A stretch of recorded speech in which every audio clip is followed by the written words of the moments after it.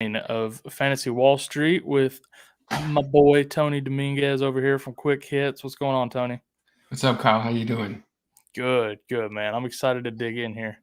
Me too. I know we probably got a lot of other people that are as well. I look forward to this every week. Oh, me too. I love it. So let's dig right in, I guess. Let's jump in. Let's do it. That's why we're here. I am going to get rid of that and switch this, and boom. Here's our big board. You like it. I like it. All right, so I'm just going to randomly pick somebody, I guess, unless you want to go straight. They're already kind of out of order from the list you sent anyways. Let's start with a repeat that we've had. Let's hit Chubba Hubbard. Yeah, Chubba Hubbard, he is a repeat. He was on our sell list for last week, and he is going to remain on that sell list. The reason why I've got him on here again is because CMC status up in the air, so this guy is still hanging around. But this really could be the last opportunity to sell on Hubbard. It's and for a couple of different reasons. This Carolina offense is really beginning to sputter. Darnold's running into some real issues. Yeah. He did have a decent game in week 8, and which was mostly saved due to that rushing touchdown. Mm-hmm. But without a real role in the passing game, he becomes largely touchdown dependent. Plus, we do have CMC due back any week. Again, Darnold really struggling behind center, and I just think that this might be your last opportunity to sell Hubbard for any value at all. Yeah, like you say, CMC due back anytime. I completely agree. If you're ever going to sell him, do it and do it fast. This is the time to do it. This is definitely the time to do it. Yes, absolutely. Want to do another repeat from last week? We jump on Mike Evans? Yeah, we can do that. Yeah. Where is he on my list? Here he is. Just below Antonio Brown. So Mike Evans, again, another repeat guy from last week. He is also in that sell column. It looks like Brown is trending in the right direction. He is due back. He might be back as early as this week. We did get a glimpse of Gronk, so just know that he is also going to be back in this lineup anytime soon. And this guy, I really like Evans as a receiver, but he, for my taste, is just a little bit too boomer bust. I'd like to see more stability out of my receiver position. And I think that type of production, we saw the 3 touchdown games and some of these games where he could win you a week. But while we're inching closer to the fantasy playoffs, these are the types of guys that with a single bust game, they'll have you packing your bags for next season. So while they can really help you win a week, they can really also be the cause of you losing a week. And I do not like that type of volatility in my roster personally. And so for me, he is a sell high guy. Not to mention, again, not just the volatility, but with these other guys getting healthy and coming back into this offense, his value is going to take a hit. Yeah, and another guy that's kind of in that same mold as Mr. Lockett here. Yeah, no, it's kind of, they're almost the exact same. Yeah, they're kind of the same kind of player. So what you say for Evans kind of works for Lockett as well. 100%. As far as just way too much instability there. And Lockett and Evans, Evans has now put together 2 back-to-back games really, really well. Lockett had what I feel was a bit of a fluky, like they were force-feeding him the ball. Sure. So if you could sell high off of that, I totally would. Completely agree. That's why he's on the list. These are the types of guys we want to sell.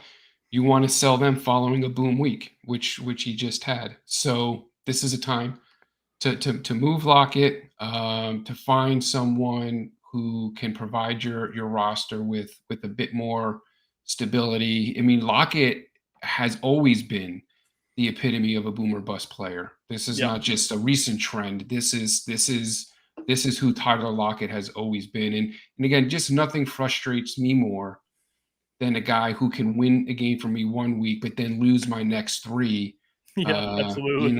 And so I That's why you don't have any hair left, huh? that's exactly why I have such a little hair on my head. Exactly, as I've spent too many years with guys like Tyler Lockett.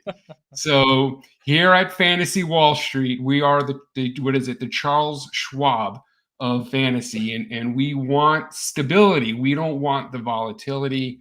I think let someone else deal with the aggravation.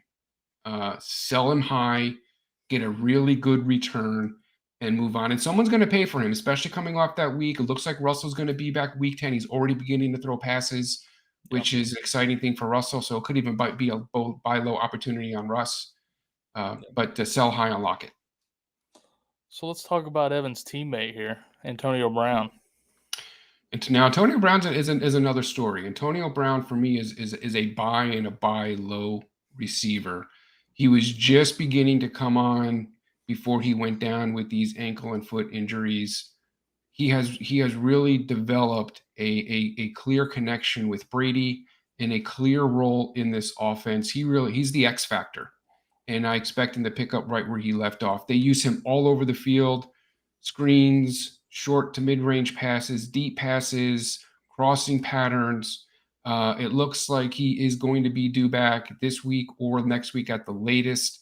So I say get him now while his value is suppressed and his value is at a low. Because once he gets back into that lineup, you're not going to be able to get him. I like that.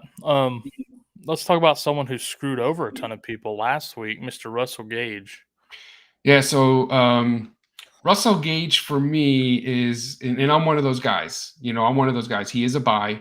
He is one of those guys. I have Calvin Ridley. He got me last week. He got a lot of people. And when Ridley went down, I rushed to my waiver wire, and I picked up Russell Gage off of free agency, plugged him right into my lineup, and paid the price for that. Because not only did he not produce, he didn't even get a single target. He crushed our souls. Crushed 100%.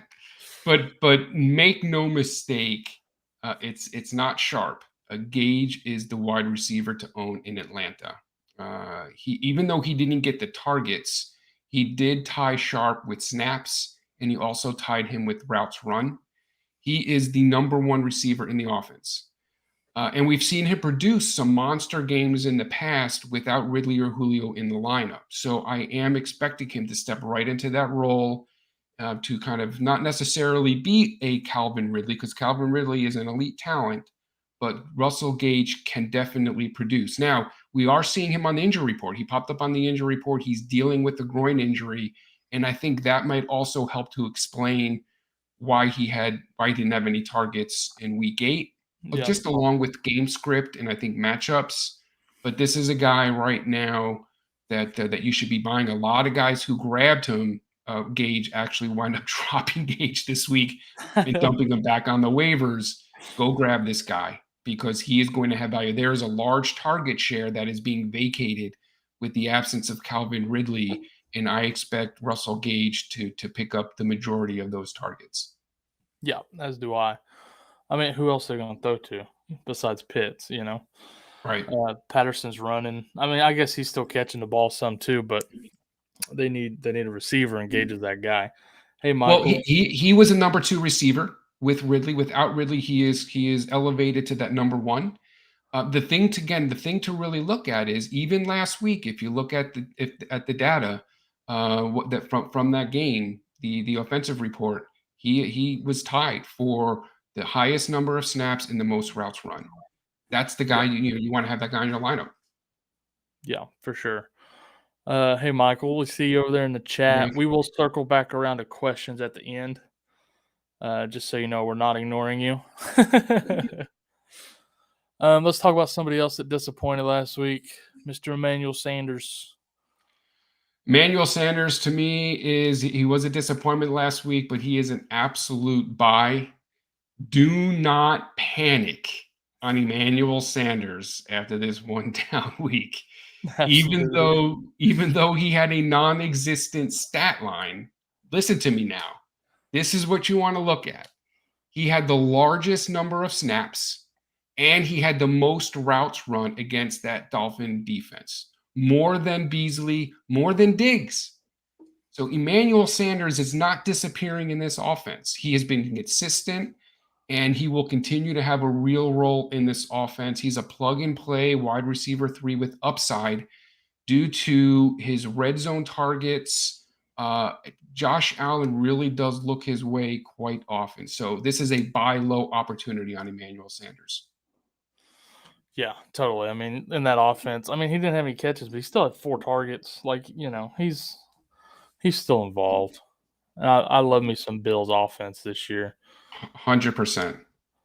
Oh, Jonathan's over here, back with us again. I swear to God, he's in the chat of every stream I've been on. So Jonathan, we appreciate you, my guy. Man, I love that guy. He's really funny too, actually. He's on here, but he was on here busting our chops the other night. My Cowboys hat on Boom Bust.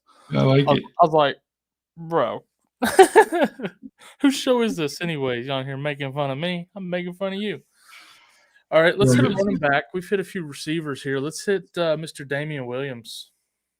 Damian Williams, I think, this guy is also another guy that we've talked about. He's a repeat, customer. He is a running back. He's a sell running back. I love Damian Williams. He's kind of an old school grinder.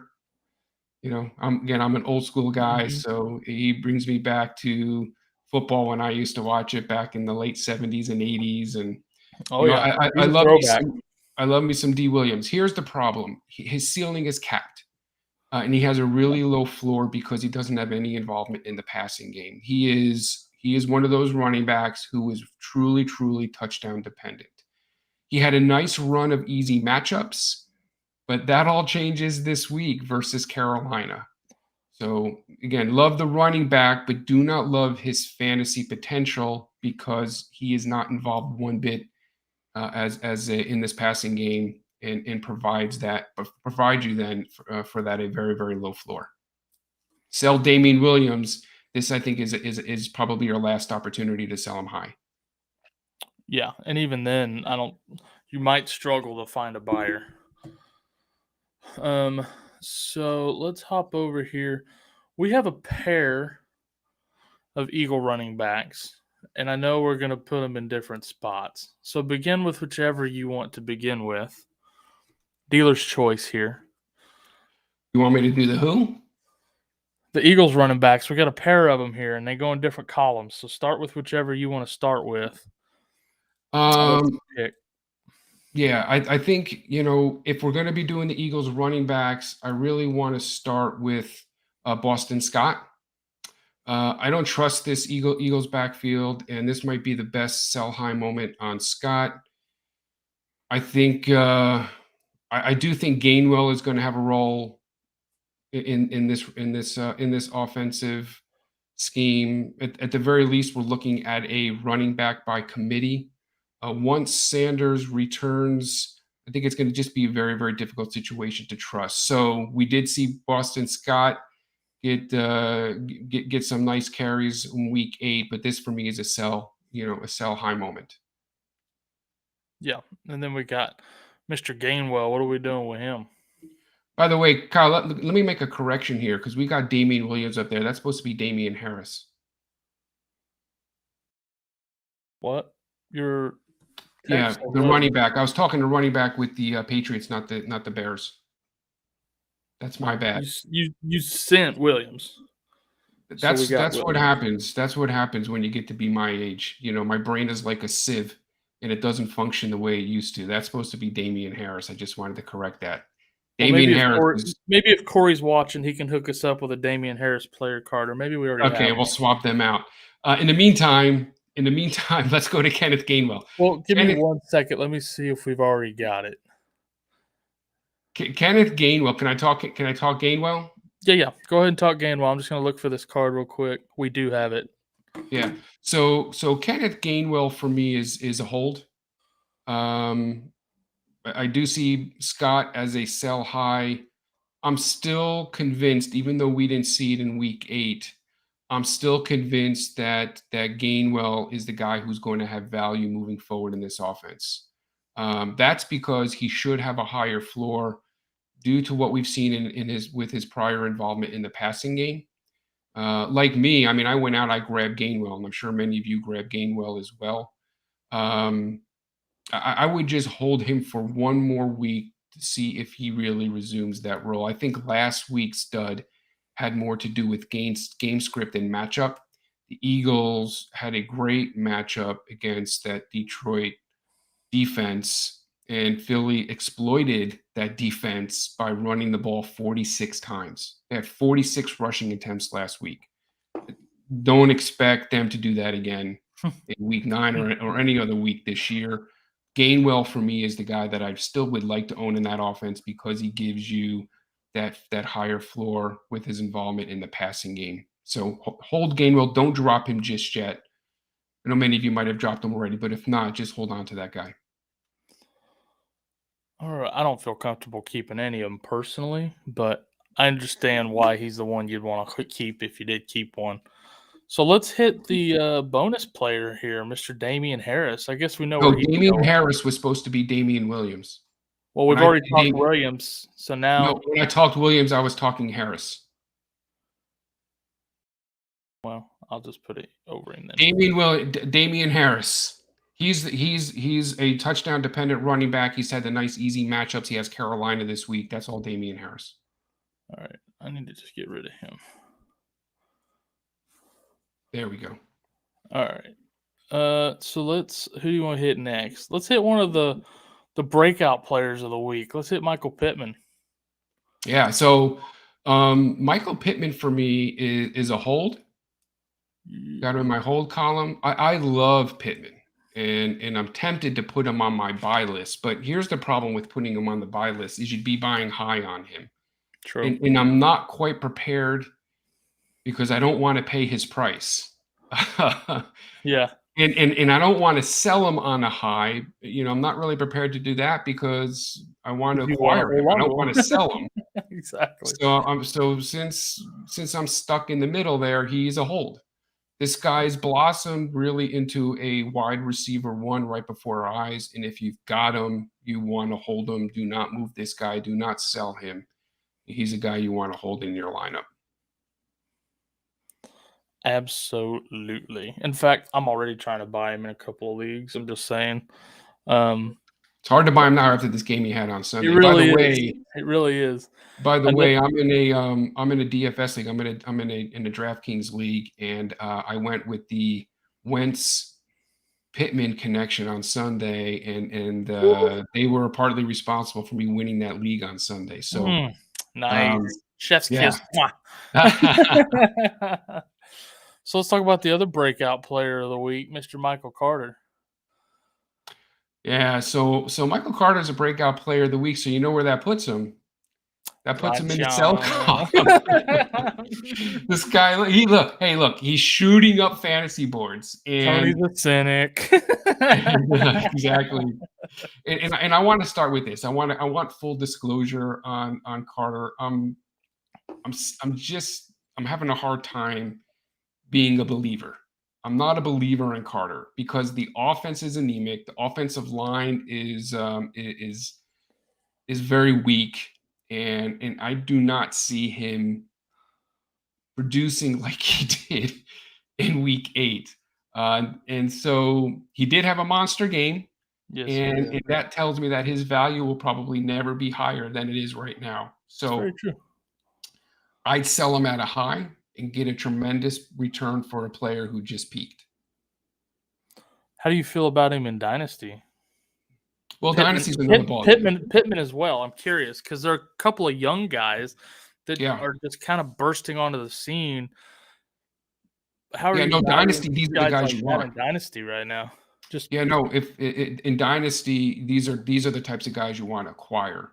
I would be buying Carter in Dynasty. I think he has significant long-term value. He's a young kid. I'd like to see them try and improve that offensive line. Just the offense itself with the injury to Corey Davis, the injury to Zach Wilson. We've got a rookie coach. We have a rookie quarterback. I think it's just going to take them some time to really get their footing. The nice thing about Carter is if he has anything close to what he had on Sunday in terms of his involvement in that passing game, that's nice to have on your roster. But this is finding the right opportunities to buy and sell players. And in redraft, this is the time to sell a guy like Carter. Yeah. I was just giving a little bonus content there for people. Well, I know you own him in Dynasty, and if I knew a way to prime, I was asking about Pittman as well because I've seen people asking like, is he kind of working his way into that top 10 Dynasty receiver? 100%, he is. Yeah, no, he absolutely is. I mean, I don't want to say he's come out of nowhere because a lot of people looked to him this year as a sleeper in that Indianapolis offense. It's been a slow burn. Exactly. And I think it's just taken a little bit of time for Wentz to get his footing, but Wentz is quietly putting up a very, very, very solid year. He ranks in, that 11 to 14 range, depending on your league settings. I think he's a top 10 matchup this week. He's been putting up some very solid numbers, and he trusts Pittman. I like Pittman. They use him all over the field. He is getting the red zone looks. They're using him deep. They're using him short, mid range, and he's been a target monster in that offense. Oh, and two, Jonathan Taylor really helps him. Having a strong running game really takes some of the pressure off of those receivers. The teams are looking to stack the box a little bit more. They buy the play action pass, and Pittman is going to be a beneficiary of that. That is absolutely true. Someone else that we've gotten a lot of questions about the last couple weeks, Mike Williams. What are we thinking about him? Yeah, so Mike Williams for me is an absolute buy. Boom. This is a guy who was kind of on a streak and was on a tear, and then we've seen him kind of hit a wall. But this is an opportunity to buy low on a top 15 wide receiver. He hasn't been getting that strong target share, but he has had a large number of routes run. He's at 34, and 34 routes run in week 8. That's higher. He ran more routes in week 8 than guys like Robert Woods and Cooper Kupp. So he does have a nice number of routes run. I'm looking for Herbert to get back on track, to get straight, and I want to have a piece of this offense when he does. Yeah. Williams to me is a top buy low target right now. Yeah, I agree. He when Herbert gets right, they'll all get right. Right? Yes. Let's see. Let's take a look at Nick Chubb. I feel like we have Browns on here every week. Yeah. Those are guys that are highly targeted in drafts. Some of these Browns players. So Chubb, I've got in our sell column, much like Damian Harris, even though we got the Damians mixed up. This guy, it happens. I love the runner. And I think a lot of people say the same thing. Love the runner, but I do not like fantasy Chubb. And I certainly don't like fantasy Chubb rest of season. He is truly, and I've been saying this for weeks, but he is a touchdown-dependent running back. And we really learned in week 8 with Kareem Hunt out, this guy is not going to have any sort of role in the passing game. You would think that with Kareem Hunt, they might have utilized him a little bit with some screen passes. No. He's nice. He's a nice running back, gets strong carries, touchdown dependent. Without that touchdown, his numbers fall apart. Yeah. And Baker, I think, could be shut down any moment. He did not look good on Sunday. I know he aggravated his shoulder, and the remaining schedule no, that's not true. He does not have the easiest playoff schedule. They've got some tough matchups. 6 out of their remaining 9 games are against very tough defenses. They play Pittsburgh, they play Cincinnati twice, they play New England, and they play Baltimore twice. I don't know that I want that. Those divisional games are very. I mean, those are tough defensive games. That's a bad division to be in if you're a running So back. yeah, sushi lover. I don't know that I agree as far as the playoff schedule. I don't know that I want a Browns running back going up against Pittsburgh, Cincinnati twice, Baltimore twice, and that New England defense. Yeah, that's rough. And that's the same thing for Baker. You know, Baker is facing those same teams. Now we just saw they shut down OBJ rest of season. This guy apparently is having some personal issues there on the team. Yeah. Stefanski sent him home and said, "Don't come back." So It's kind of a brutal thing to like wait for him to come all the way into work and be like, you know what, we don't need you today. Or yeah, no, I mean, I like, don't know what happened there. We know that he's had issues elsewhere. This kind of seems to follow OBJ. I don't see Baker finishing the season. Yeah, I Yeah. would sell low on him now if I can. And just one other thing too, Sushi, about Chubb is not only is that schedule pretty rough, but he is competing now with Dearness Johnson, and we have Hunt coming back. So yeah. I don't know what the time frame is on Hunt, but it's not I don't know what it is. I know he's on IRs, but a couple more weeks, I you know, think, 2 or 3 more weeks at least still, I yeah, think. if you're looking at him for that fantasy playoff schedule, again, I'd be leery about Chubb. And he still has name value, so you can sell him for something nice. Yeah. Whereas Baker Mayfield, you might struggle to find a buyer. Well, look, when I talk about the quarterbacks, I play in a 2 QB league, and I know, one of the more popular leagues out there now are the Superflex. So if you're starting 2 quarterbacks, or in a league where you can start 2 quarterbacks, Baker Mayfield is a type of guy that you might be able to move. And because quarterbacks are more highly valued, you can typically move them for something of greater value. Yeah, I don't always think about 2 QB leagues. We're in 1 out of all of our leagues, and I forget about it, so I don't always think of that. So that's a very good point with Not just 2 QB, but the Superflex as well. And Superflex quarterbacks are king. Yeah, and so yeah, exactly. Quarterbacks are king, and you might be able to get something for him there still. But like you said, I don't always think about that. I'm not used to super flex stuff, but it is picking up steam in the fantasy realm for sure. Yeah. Hit me with some Justin Jefferson. I think you know where this guy belongs. I know exactly where he's going. I've been buying him, gobbling him up everywhere I can. Yeah. So on a nationally televised game against the Cowboys, Thielen owned that spotlight.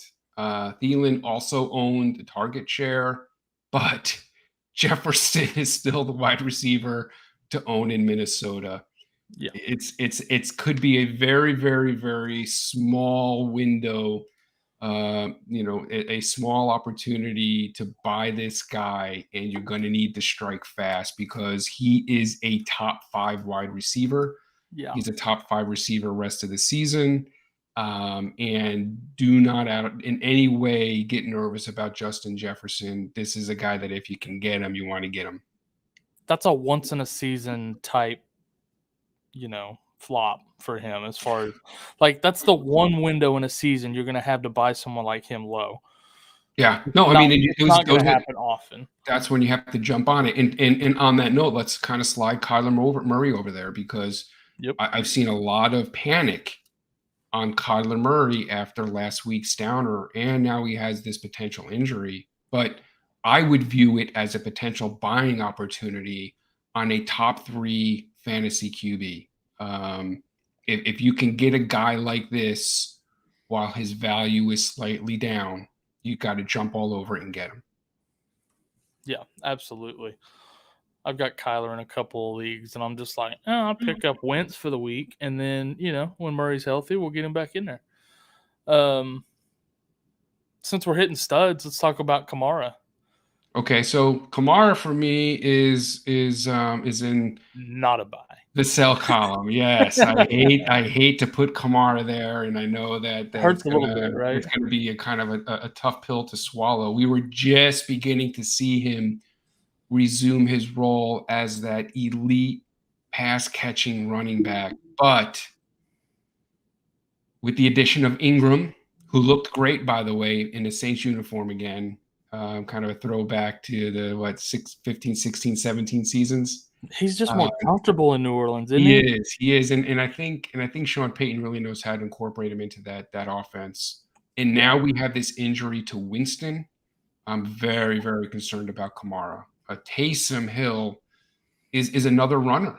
And so we've kind of see how that works out in Baltimore, where the best running back to own in Baltimore is Lamar Jackson. And you don't want to have any part of that running back room on that Raven offense. Taysom, and I'm not saying that about Kamara, but Taysom is another runner who will compete with red zone attempts. We see him get into that wildcat formation and run it in from the 5. We've also, we saw last year when Taysom started, Kamara's output just absolutely plummeted. So I expect to see something similar and think this could be an opportunity to sell high on Kamara. As tough as that might be, you got to get real solid value for him. But he is a player that you have to consider selling and put into that sell column. Yeah, I agree. I completely agree. Him playing with Taysom Hill makes me super nervous. But like you say, you still got to get top 5 running back value for him, or it's not worth it. It's not worth it. Well, and I think he's worth it. I think that's where his value is at. He's worth it. I'm saying it's not worth it to move him if you're not going to absolutely get the value. Absolutely. Let's hit a tight end. Let's hit Pat Freiermuth, yeah? Yeah, so Freiermuth, it took me a little bit of time to kind of warm up to this guy. Me too. He is kind of emerging now into that starting tight end role. He had a 78% snap share in week 8. He was just 4 snaps shy of Najee Harris. So he is really getting involved in this offense. His target share is growing almost weekly. And we know that Big Ben absolutely loves to utilize the tight end. And Pittsburgh loves this kid. So he is developing a real role in this offense. I do like him quite a bit rest of season, and he is only rostered in 18% of ESPN leagues. So you can probably get him cheap or just go ahead and claim him off of free agency. He does have a tough matchup this week against Chicago. They've been difficult against the tight end position, but he does have a very, very nice schedule down the stretch, and he has a top matchup in week 16 versus Kansas City.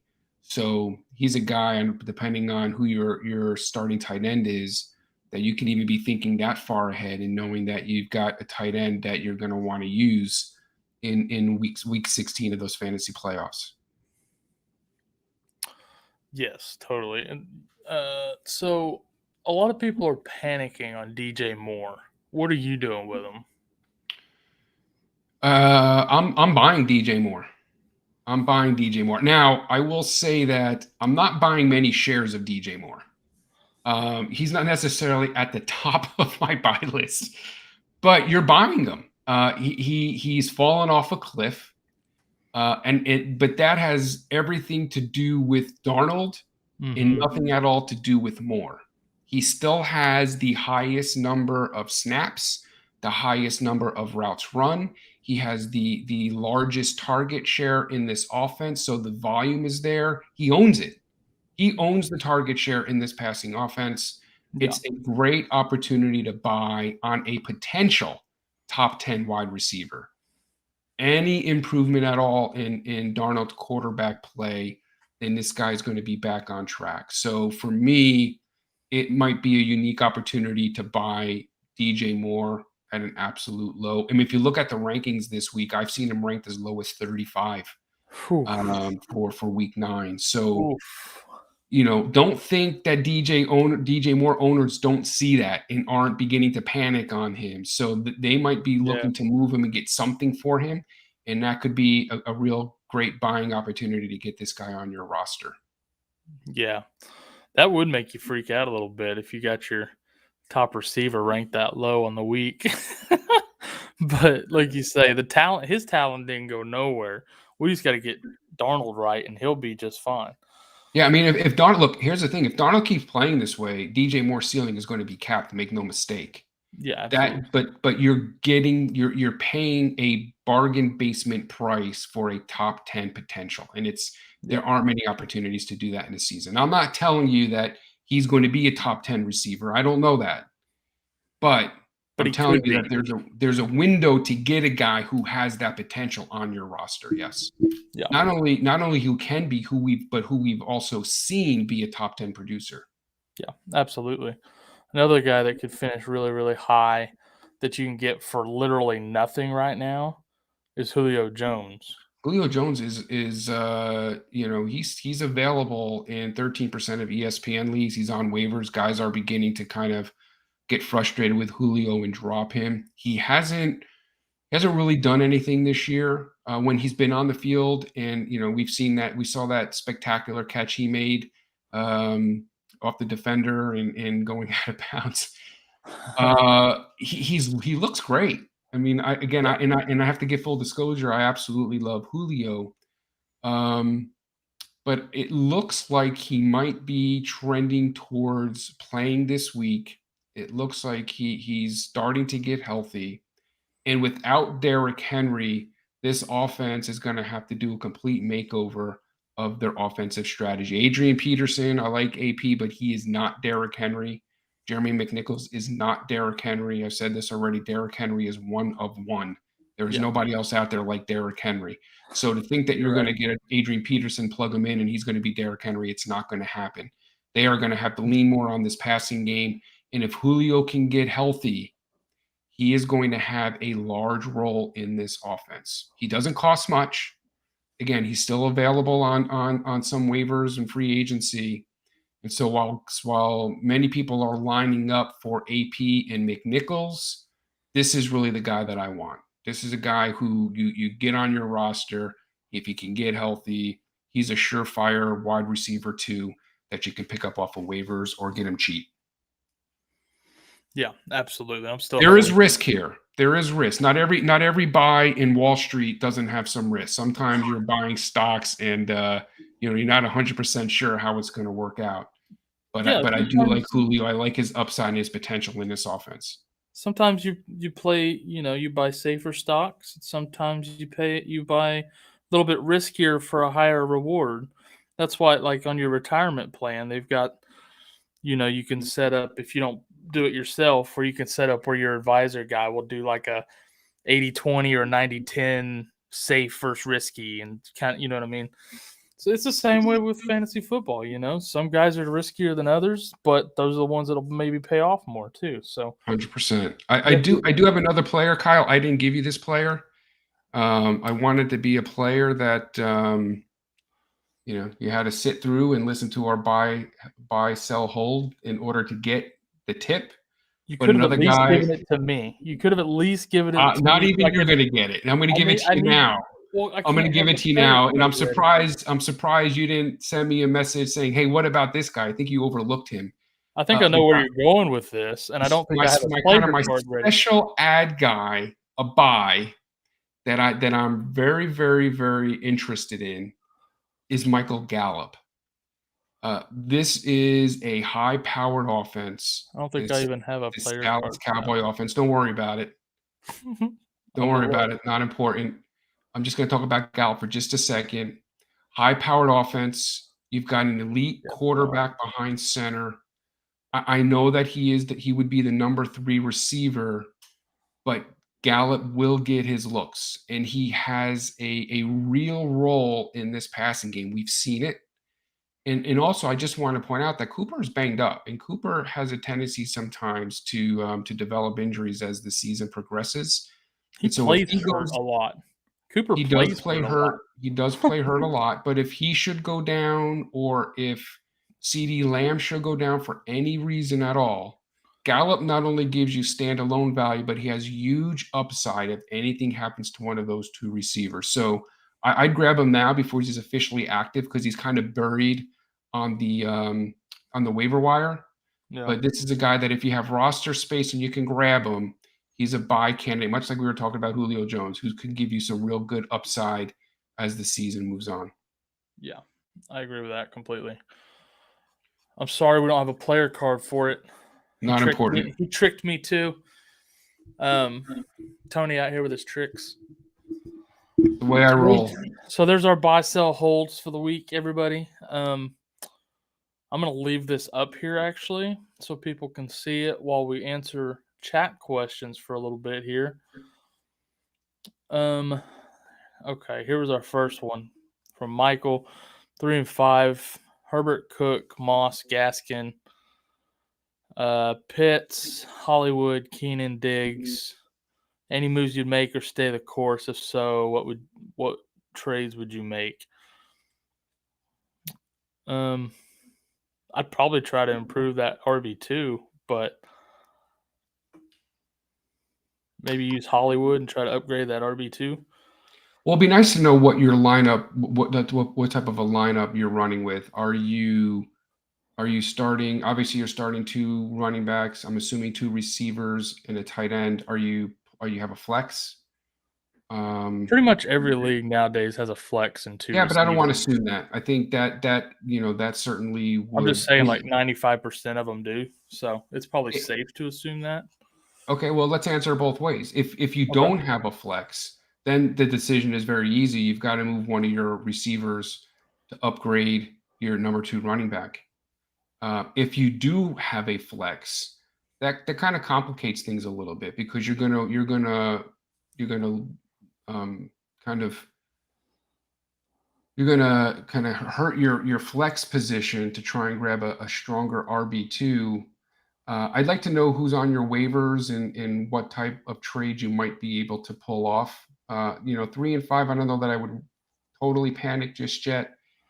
I think Moss and Gaskin are going to have some chances to be fairly decent RB2s anyways. I think so. Especially with Malcolm Brown on IR, Gaskin could have some value rest of the season.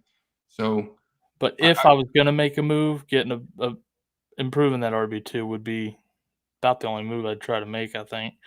Right, but then who do you slide into the flex position? That's my question. So it would be this lineup, or whoever you don't trade to upgrade. So you'd have to probably put like Hollywood or Keenan Allen with Moss or Gaskin to get a better RB2.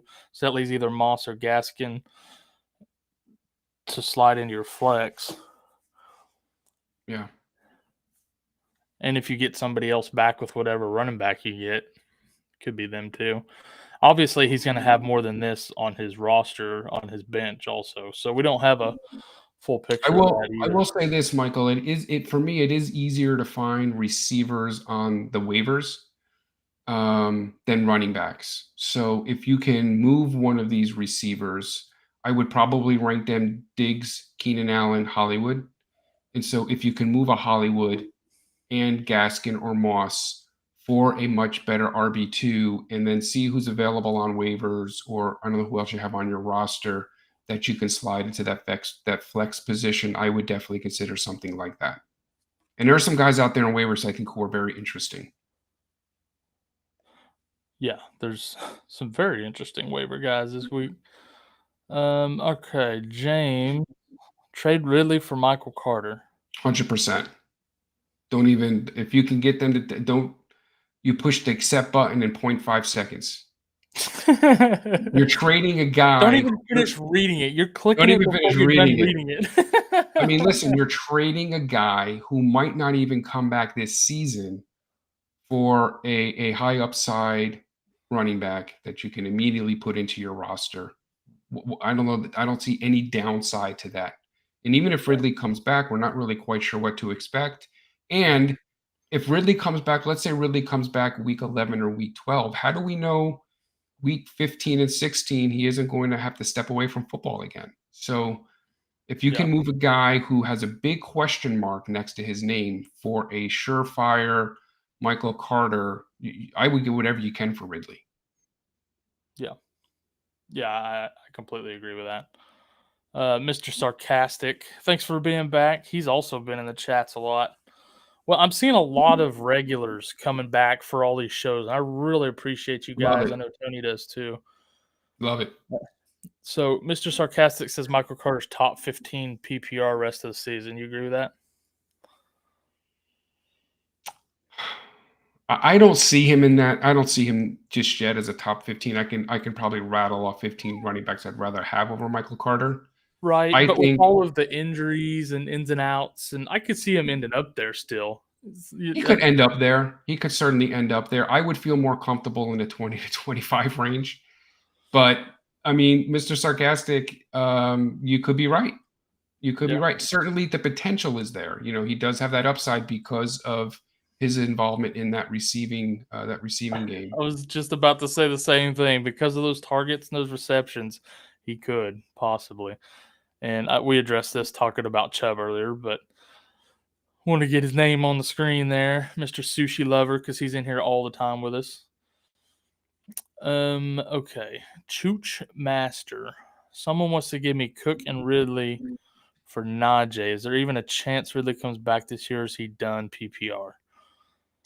I'd take Cook for Najee without Ridley. Someone wants to give him Cook. And I personally think Najee is right now. He might be the number one running back in football fantasy. I don't know of anybody that I necessarily would take over Najee. Taylor looks nice. Eckler looks nice. I don't know that I would make that deal. Najee is heavily involved in every aspect of that game in Pittsburgh, of that offense. I would remove Ridley. It's just too much of an unknown. This is a Cook for Najee trade. And so it just depends on who you like more, who you value more. Me personally, I can't believe I'm saying this, but I would rather have Najee. And I prefer Cook. So glad we couldn't help at all. It's a subjective. It certainly is a subjective. It's very close between those two. You really can't go wrong with either one, if I'm being honest.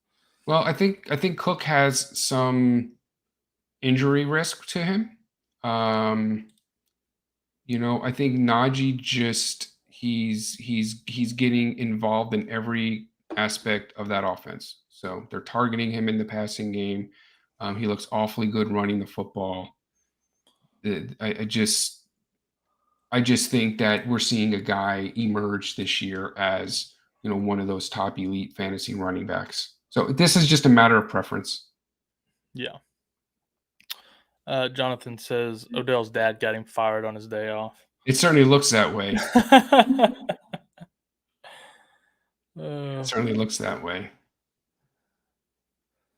Oh, he was talking. He followed up with the Chubb comment. Now that I'm looking at those, are some tough defenses.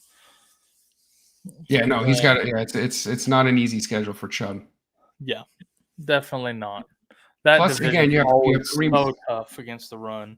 You have Kareem Hunt coming back. He isn't getting any targets. He's touchdown dependent. You have Dearness Johnson emerging. Baker looks hurt. They have a tremendous offensive line, but that alone is not a reason to value Chubb as a top fantasy running back. Yeah. Can you pick Spy Coffee? Appreciate you coming back, buddy. Can you pick two to start, D-Hop, Parker, or Tony? If D-Hop is healthy, D-Hop and Parker. Yeah, I that's the only thing, is it comes down to whether D-Hop is healthy or not. If he's healthy, him and Parker. I think Parker is a no-brainer. He looked dominant on Sunday. He's going to be involved with that passing game. It also comes down to if Tony's healthy to me or not, too, because Shepard's not. Galladay may or may not come back, but if Tony's healthy and plays, I think you got to go Tony D-Hop. But he didn't do anything Monday night. They're just not involving him enough in that offense, even though he clearly is one of the most talented receivers on the field. But look, Parker has a matchup this week against Houston. That's true. And so, I think for me, that makes it a no-brainer for Parker. And you're just not benching D-Hop. There's just no way you bench him if he's healthy. You've got to start Hopkins if he's healthy. Yeah, Tony has great upside, but doesn't have a real defined role in that offense. So, D-Hop, Parker. Yeah, I agree with that. I forgot Parker was playing Houston.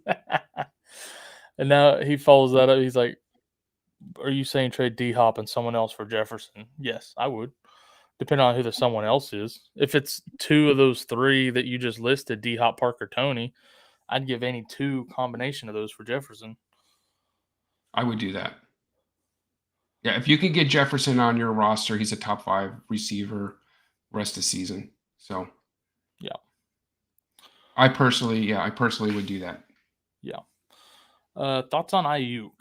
Yeah, so Ayuk looks like he might be starting to develop sort of the role that we thought he'd have this year. Definitely got more involved. He. If I told you this before the game, you'd be surprised. But Ayuk actually played more snaps than Deebo Samuel, and he ran more routes than Deebo Samuel. He didn't have the target share. Deebo had 9, and I was going to say, and yet. Ayuk had 7. And Ayuk had 7, but we kind of see things maybe starting to turn for Ayuk. Shanahan is notorious for putting players in and out of his doghouse, so I don't want to say he's in the clear yet, but definitely some positive signs, and we've seen some life now in Brandon Ayuk as a fantasy receiver. Now that everybody gave up on him and dropped him, he's been chilling with Allen Robinson on waiver wires for a few weeks now. So now he's like, you know what? I think it's time to play. Yeah. Just in time for Kittle to come back. Screw over everybody that's been waiting on Kittle to come back. Sure. So Jonathan says if he's selling Evans, what can he expect in return for that in a trade, you think? What kind of guys do you think he should be getting back? Yeah, well, so I'll give you an example because somebody else had Gaskin. So I would do like a Mike Evans Gaskin trade for DeAndre Swift. I think if you can move on from Evans and get a DeAndre Swift, who might be a buy low opportunity into your lineup, that's the type of trade I'd be looking to do. I want to really get a significant upgrade at my running back position if I can do that, because running backs are really harder to come by than receivers. So if you can get a DeAndre Swift, somebody like that, where you kind of grab an elite running back with elite pass catching ability and heavily involved in the offense, that's the type of trade that I would be looking to make. Unless you wanted to, put 2 receivers together and try and upgrade Mike Evans. Get Justin Jefferson. Something Justin Jefferson, right? Justin Jefferson type player. If you can grab him low, that's the type of trade I'd be looking to do. I think I'd trade Mike Evans for DJ Moore straight over. Somebody would probably do that with you even, or Mike Williams. That I think value wise, the DJ Moore would be trying to get Mike Evans. So you could get DJ Moore plus with Mike Evans. Yeah, but I'm saying I would do Evans for DJ straight up if it came to it. Again, DJ Moore's a definite buy low. There is some risk with him because we do need to see better play out of Darnold, and I'm not saying that this guy is a for sure producer, but he has top 10 potential. I personally, I'd rather get a guy that I know I can really lean and depend on. I don't have to worry about DJ Moore returning to what we saw earlier in the year. It's just a good buy low opportunity on him. Right. But I'd be looking to get guys who are kind of in a higher tier than Evans. Yeah, and he was saying he agrees with you that he's too boom or bust to risk in the playoffs. Yeah, no, absolutely. All right, so we got Finesser Finn says help. Here's another guy. Here's another guy who was doing that, Jonathan.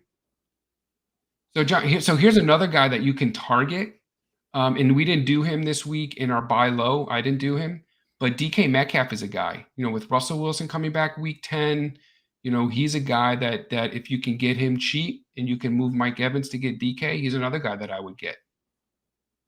Stephon Diggs' value is down a little bit. He's another guy you might be able to grab if you're looking to upgrade your receiver. Put that away for a minute since we went back. Go ahead. Sorry. Put it back up. I just wanted to get rid of it so we didn't confuse people jumping in thinking we were answering that question. All right, he says, help, I'm 4-4 PPR, and I'm considering trading Dalvin and Gibson for Mixon, Keenan, and Kittle. I have Najee and Sanders. Other than the ones included in the trade, my receivers are Woods, Cooks, Higgins. And then he says Renfro, and he has Uzuma and Knox are his tight ends. Help if you can. I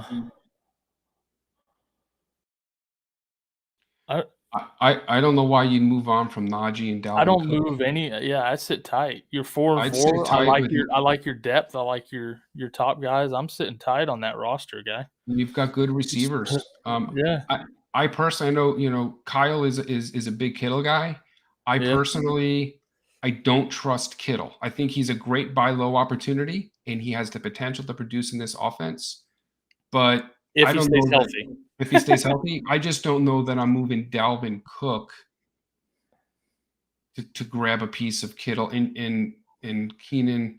I mean, Mixon is nice. I don't trust Mixon either. I think I'd Mixon's stay put with schedule is Dalvin and Najee. Mixon is in the same boat as Chubb with playing all his games in that same division, schedule Yeah, I wise. get it. Think about that too. Yeah, it's not great. I'm hanging on to Dalvin right there. I am too. Now, if you could trade Gibson for like Keenan and Kittle, maybe. But yeah, I'm not moving Dalvin for anything right now. And hang in there with Cooks. I mean, we've got Tyrod Taylor coming back this week. Absolutely. Cooks is going to be absolutely fine. Woods gives you great value. And I'm not real big on the Cincy receivers, but I don't know that you necessarily need to go from Higgins to Keenan, and losing Dalvin is worth that. I don't know that that's worth a move that I'd be willing to make. I agree completely. And Renfro, yeah, and you've got Renfro too. So Renfro, I'm telling you, Renfro is sneaky good in this offense, especially without Ruggs. Without Ruggs, yeah. We picked him up. This guy's had a real strong target share. Expect him to step up and be even more involved with this offense. I don't like Uzomah. So I agree with that, but I don't know you want to go from him to Kittle. If you were going to make a trade, He's got Knox too, but you can pick up somebody else besides Uzomah, surely. Yeah, I mean Knox is supposed to be back next week. Yeah. So you've got one more week without Knox. I missed the Knox part. I didn't see that. Well, he said it was a follow-up deal. He said Renfro tight end. Got it. I see it. Yeah. Where it says "and no, thank you," it's supposed to say Knox, thank you. Yeah. So you're not going to get Kid. There's no. I don't know if Kittle's playing this week anyway. Knox should be back week 10. So I'd sit tight. Yeah, I would too. All right. So Sushi Lover wants to know if you're keeping or selling Scary Terry. I'm holding Scary Terry. That doesn't mean that I would be opposed to selling him, depending on what you can get for him. But it's going to be very, very difficult for you to find a receiver like Scary Terry who just commands this monster target share. And this guy has proven himself, for the most part, to be quarterback proof. So even though Heineke's play has not been tremendous, they are going to be getting back Logan Thomas. And, let's kind of let them get through the bye week. Let's see what Gibson looks like on the other side of the bye if they can get healthy. I'm not moving off of Scary Terry just yet. Yeah, I completely agree. I'm a big Terry McLaurin fan. So I'm holding, like you said, wait till after the bye. Because I really think you mentioned Gibson. I think the reason Patterson got so much run this last week is they were just trying to get Gibson to the bye to get him some rest. And hopefully that whole offense will come back looking a little bit better after the bye, but we'll see. That's speculation, So we'll see what happens, but I'm definitely not selling Scary Terry right now. Yeah, I'm not. Spy Coffee says, I don't know who to put in for my RBs and flex. I have Aaron Jones, Gaskin, Moss, Khalil Herbert, and Tony. So you're definitely playing. I can tell you, if on those guys, I'm starting. Aaron Jones is for sure. There's no way you're not benching Aaron Jones. You're going to start Myles Gaskin against this Houston defense, and then you're going to roll with Khalil Herbert. Yep. I like him over Moss, and I like him over Tony. I think Jones and Gaskin are two definites, and then you're debating between the other three. I think you eliminate Tony, and it's between Moss and Herbert. And personally, I would lean Herbert because he is involved in that offense. They do have a little bit of a tough matchup this week at Pittsburgh, but he is involved with that passing game and does get those looks. He's a talented running back. So He really is. I agree with you. I think I gotta go Jones, Gaskin, Herbert. Yeah, Moss is starting to come on a little bit, so he's the one guy that I might entertain, especially at Jacksonville. But over what? Probably Herbert. Over Herbert, yeah. And Moss also was in. I think he had a nice target share last week. I think he had 6 receptions. Yeah. So I as I'm kind of talking about it, could be Moss, Herbert. You're definitely going Jones and Gaskin. And then the last two between Moss and Herbert. That receiving work last few games has started to shift from Singletary to Moss. Definitely. So that will only help Moss's value going forward. All right. So Sushi Lover says he thinks Wilson likes Lockett more than DK. I disagree. I mean, I don't know. He probably likes them both the same, if we're being honest. But they're just different types of receivers, man. Different receivers and different situations, and it is what it is. I don't know that he likes Lockett more. Lockett's a different type of receiver, so it depends on game script and matchup. Lockett is more of a burner. He's a timing receiver, where DK is kind of like a mini Megatron. I hate to say mini Megatron because he's a gigantic guy, but this guy is a matchup nightmare, and he gets plenty of those red zone targets. He's going to be heavily involved in this passing offense. So I'm not at all concerned about DK. DK has not really been a boomer bust type receiver, so he's been mostly consistent. Yeah, Spy Coffee agrees. Yeah, if you could pull that off, Jonathan, I mean, I was going there. Give you a high five, virtually. I was going there next. I was going to show that Spy Coffee was agreeing with you first. You said I personally disagree. Jumping the gun on me. Yeah, dude, if you can get Jefferson for Evans, I'd be doing cartwheels for that. You get our Trade of the Week award if we gave one of those. Wes wants to know, should he drop Noah Fant for Pat Freiermuth? I would. Fant's been getting the same kind of production as he is, as Pat is, especially with Judy back now. I think his production will go down. What do you think, Tony? Yeah, no, I like Freiermuth quite a bit. So I agree. We've got Sutton coming in, like you said. Judy, Patrick. So I really, with Juju out, I really like Freiermuth and his potential in this offense. I do want to go back quickly. Did you see Spy Coffee with the personally disagreeing with the Lockett boomer bust? Yeah, I put that up, and you went backwards to the Evans for Jefferson one, remember? Sorry. So let's go back there for just a second. We were talking about Lockett, so I jumped one to put that up, and you answered Jonathan. So I'm going to give you, I just want to run through this real quick, Spy Coffee. This is not about trying to be right or wrong. I just want to go to the stats, and I just want to kind of share with you, because this is really not a matter of opinion. I'm just kind of how his production has been over the past couple of seasons. Last year, I'm going to give you his point production, and you can tell me if this is boom or bust. Going back to September 27th of last year, he had 32 points, and I'm just going to give you the point totals each week. 32 points, 4 points, 6 points, 45 points. 5 points, 6 points, 9 points, 17 points. 3 points, 9 points, 7, 5, 5, 27 points. That is boom or bust. You had 3 games here in that entire stretch of maybe 12 games. He had 27, 17, 45. Other than that, he did not have one game over 10. So 1, 2, 3, 4, 5, 6, 7, 8, 9, 10 games with less than 10 points. If we move forward to this season, going into the first week, he had 24 and then 27. Then he had 5, 4, 8, 4, 2, 20. That's a boomer bust player.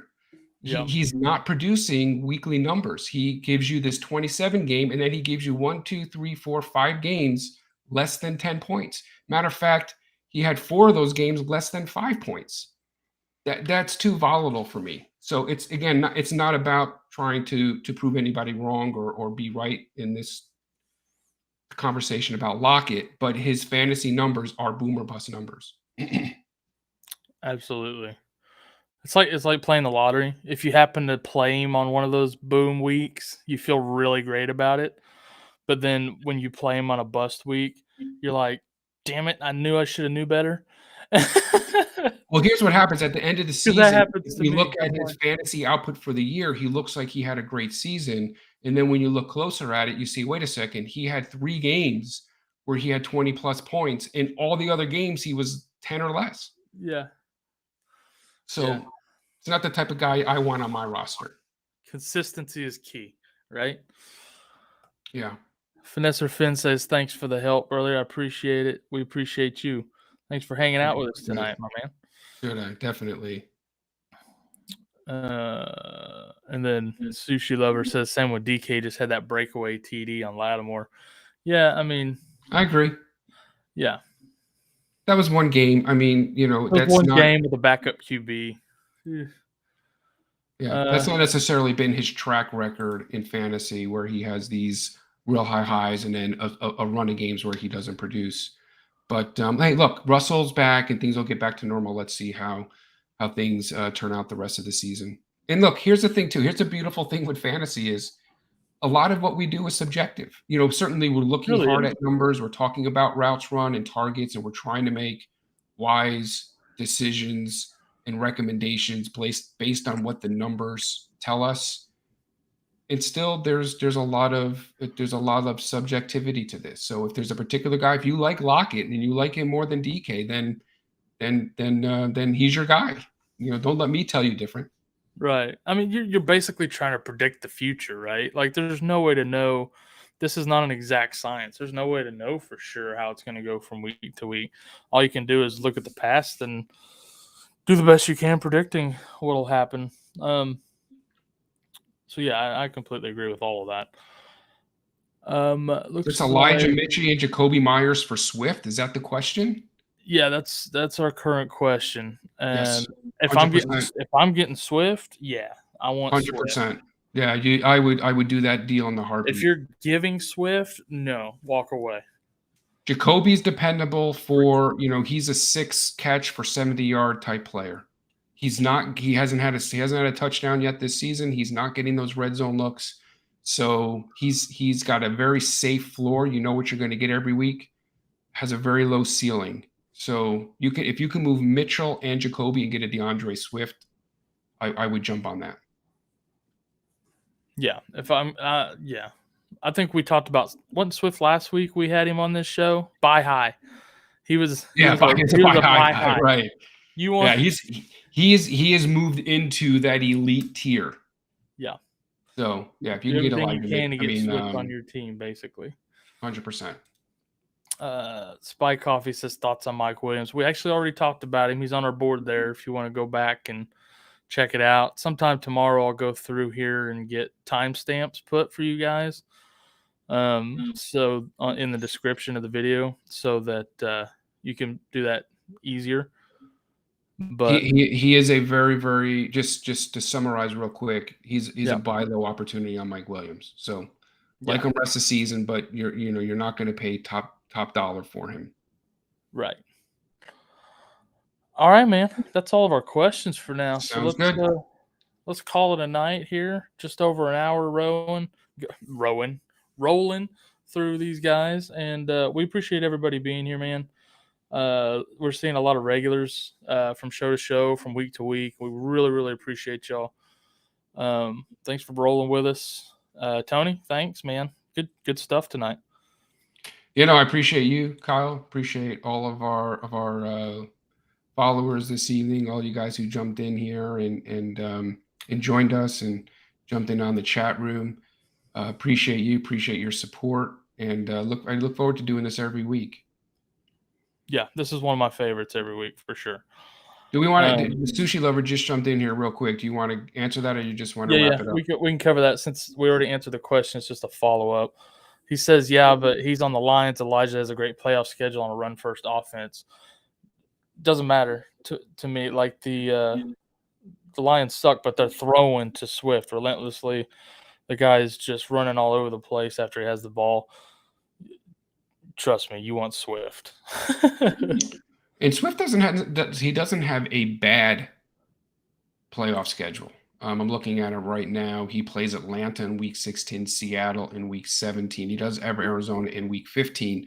But what makes Swift, in most cases, a better fantasy running back is his high floor due to his receptions. Because he's so involved with that passing game, it is really hard to find another running back who provides that for you on a weekly basis. And so Swift is just one of those few guys. He's been producing regularly. He's been matchup proof. And look, I'm gonna read you real quick here, Spy Coffee. Who posted that? Swift can get 11 targets a game. Exactly, Nick. Exactly. I had to put your boys' comment. I appreciate that. So Sushi Lover is the one asking, yeah. Yeah, no, I mean, he's been averaging between 8 to 10 targets a game. Yeah, you just cannot find that. Plus, receivers that aren't getting those kind of targets, right? Yeah. So, plus he's getting the carry. So he's touching the ball 20 to 25 times a game. Half of that is coming from receptions, and so those are elite touches and an elite opportunity for production. And the guy is super talented. So he is on the lines. That is a little bit of a knock against him, but it's not enough of a knock against him, though. Well, here's the thing. If he played, look at Kamara. I mean, Kamara might be a similar type back in terms of his elite receiving potential, and they don't utilize him in that capacity. Right. Because it's the Detroit Lions, they really rely heavily on Swift, and he isn't going anywhere in this offense. Right. All right. That's the last one for real now. Once again, we love y'all, appreciate y'all, and we will see you next time. Thanks, everyone.